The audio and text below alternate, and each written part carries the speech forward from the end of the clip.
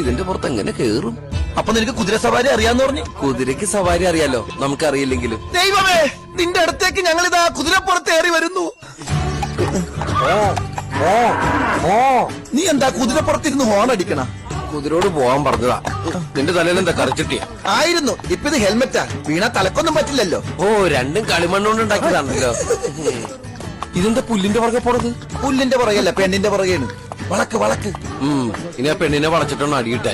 പെണ്ണിനെ വളക്കാനല്ല, കുതിരനെ വളക്കാൻ. ഓ, ഇതെന്താടാ ഇന്ത്യക്കാര് വിട്ട ഉപഗ്രഹം പോലെ ഒരു അനുസരണ ഇല്ലാതെ നടക്കണത്? അപ്പൊ നിലത്ത് വീഴുന്ന ഉറപ്പായല്ലേ? മുറുക്കെ പിടിച്ചോ. ആരോടാ? എന്നോട് ഞാൻ തന്നെ പറഞ്ഞതാ. ഇതെന്താണ് ഈ കുതിര ഇങ്ങനെ വട്ടം കിടക്കണത്? ഇനി ഇതിനെ കുതിരവട്ടത്തുനിന്ന് കൊണ്ടുവന്നതാണോ? ഈ കുതിരേനെ ഇനി എങ്ങനെ നിർത്തൂടാ? വെള്ളം കാണിച്ചാ മതിയടാ. വെള്ളം കണ്ട കുതിര നിൽക്കൂ? കേട്ടിട്ടില്ലേ, ഓടും കുതിര, ചാടും കുതിര, വെള്ളം കണ്ടാ നിൽക്കും കുതിരാന്ന്. എങ്ങനെ